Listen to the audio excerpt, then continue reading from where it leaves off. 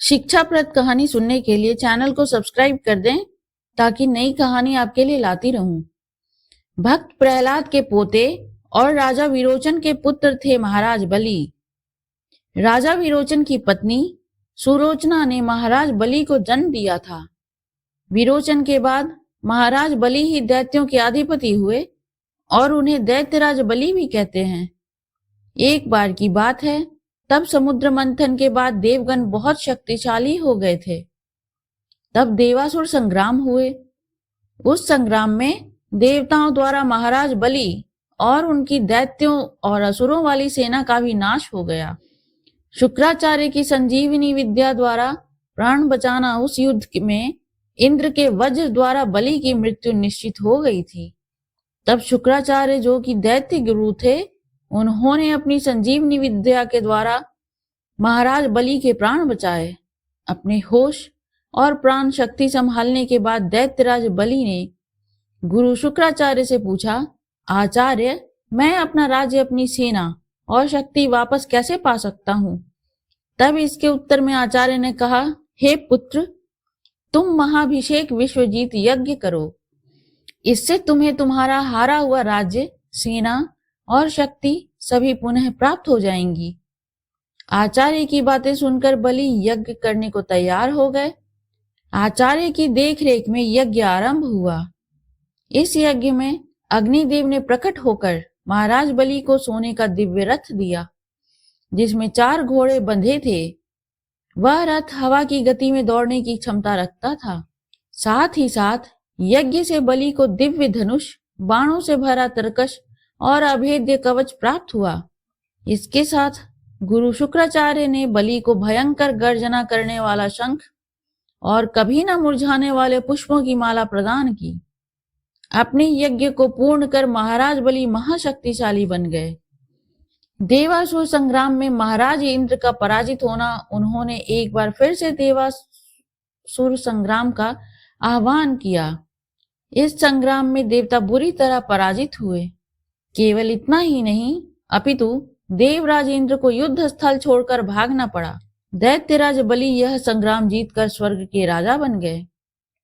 अपनी विजय और बल का अहंकार भी उनके अंदर जन्म लेने लगा, जो पिछले हार के साथ सुप्त यानी सो गया था। युद्ध के बाद उन्होंने अपने गुरु शुक्राचार्य से कहा, हे आचार्य, आपके कहे का पालन कर मैंने अपना राज्य, बल और सेना वापस पा ली है। अब मैं आपसे कुछ और भी जानना चाहता हूँ। यह सुनकर आचार्य ने कहा, निसंकोच पूछो वत्स। बलि ने पूछा, अपने राज्य, बल और सेना को सुरक्षित रखने का क्या उपाय है? तब दैत्य गुरु शुक्राचार्य ने उनका मार्गदर्शन करते हुए कहा, हे मेरे प्रिय शिष्य, यदि तुम निरंतर यज्ञ करते रहो तो कभी तुम्हारे बल में कमी नहीं आएगी, अपितु वृद्धि होगी और इससे तुम्हारी सेना सुरक्षित रहेगी और इससे राज्य भी सुरक्षित रहेगा। मेरी एक और बात मानो तो सदा गरीबों और ब्राह्मणों को दान देते रहना। इससे जन्म लेने वाली ऊर्जा तुम्हारी सदा तुम्हारे लिए हितकारी रहेगी।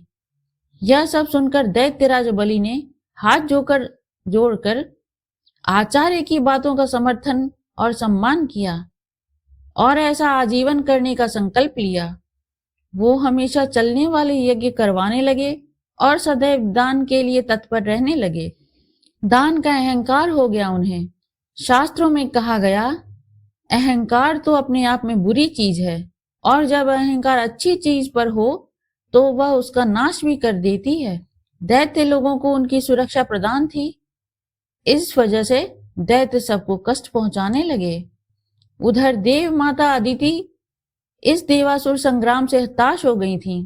उनके पुत्र निर्वासित जीवन व्यतीत कर रहे थे। उनके पुत्र देवराज इंद्र देवगुरु बृहस्पति के कहे अनुसार घोर तप कर रहे थे। यह सब देखकर माता अदिति विचलित हो रही थी। फिर अपने पति महर्षि कश्यप के कहे अनुसार वे भगवान विष्णु की आराधना करने लगी। उनकी आराधना से प्रसन्न होकर भगवान विष्णु ने उन्हें दर्शन दिए। प्रभु के दर्शन से प्रसन्नचित्त होकर माता अदिति ने प्रभु से कहा, हे परमेश्वर, आप देवासुर संग्राम से अवगत हैं ही। मेरे पुत्रों की दुर्दशा देखिए। और देवताओं की सहायता कीजिए। दैत्यों के प्रकोप से देवता के साथ आम जनों का जीवन भी संकट में है प्रभु। ऐसी विनती सुन प्रभु ने अदिति माता से कहा, हे देव माता, मैं अपने भक्त से युद्ध नहीं कर सकता, ना ही उसकी मृत्यु का कारण बन सकता हूं, परंतु मैं आपके गर्भ से वामन अवतार लूंगा और देवताओं सहित सबका कल्याण करूंगा। प्रभु के कहने अनुसार माता अदिति को एक और पुत्र की प्राप्ति हुई। उनके पति महर्षि कश्यप ने ऋषियों के मंत्र उच्चारण द्वारा अपने पुत्र वामन का यज्ञोपवीत संस्कार करवाया। यज्ञोपवीत संस्कार के बाद भगवान वामन महाराज बलि की निरंतर चल रहे यज्ञ वाले यज्ञशाला की ओर चल पड़े। वहां उपस्थित लोगों ने एक छोटा सा ब्राह्मण बालक देखा जिसके मुख पर अतुलनीय आभा थी। वह बालक का रूप बहुत ही मनमोहक था। उनके तेज से हर कोई प्रभावित हो रहा था। महाराज बलि और उनके यज्ञ में सम्मिलित गण उनके स्वागत में खड़े हो गए। महाराज बलि ने ब्राह्मण रूपी वामन भगवान को शाही आसन पर बैठाकर उनके पैर धोए, फिर चरण स्पर्श कर प्रणाम किया। दैत्यराज बलि ने ब्राह्मण बालक रूपी भगवान वामन से कहा, भगवान, आपके आने से मैं धन्य हुआ। आपने इस यज्ञ में पधार कर यज्ञ की ऊर्जा में बढ़ोतरी की है। मैं आपको दान देने की इच्छा रखता हूँ, आप आदेश दें प्रभु। भगवान वामन देव ने कहा, आप दानवीर हैं राजन, आपकी बहुत प्रशंसा सुनी है। आप अन्न, धन, वस्त्र, सुविधा इत्यादि दान करने के लिए जाने जाते हैं, परंतु मुझे यह सब नहीं चाहिए। मुझे केवल उतनी भूमि चाहिए जितनी भूमि मेरे 3 पग यानी कदमों में नप जाए। वहां उपस्थित लोग ब्राह्मण बालक की मांग को सुनकर हंसने लगे। महाराज बलि भी अहंकार में आकर हंस पड़े और कहा, केवल 3 पग भूमि? फिर हाथ जोड़कर वामन देव से और भी कुछ मांगने का आग्रह किया, परंतु वामन देव 3 पग भूमि पर अड़े रहे। फिर जैसे ही अहंकार में अंधे महाराज बलि ने दान देने के लिए हामी भरी और आगे बढ़े, तभी उनके गुरु शुक्राचार्य ने उनसे कहा, हे बलि, ये ब्राह्मण बालक कोई और नहीं, स्वयं श्री हरि विष्णु हैं। सोच समझकर संकल्प लेना। उनकी बात सुनकर दैत्यराज बलि के ब्राह्मण बालक को देखा और प्रभु की अनुभूति करते हुए बोले, हे गुरुवर, मैं दानवीर हूं, मैं दान से पीछे नहीं हट सकता। वैसे भी संपूर्ण यज्ञ तो प्रभु की प्रसन्नता के लिए होती है। हर आहुति प्रभु को प्रसन्न करने के लिए दी जाती है। यदि आज स्वयं प्रभु यहाँ दान लेने आए हैं तो इससे सौभाग्यपूर्ण और क्या होगा। भगवान वामन सब सुन रहे थे।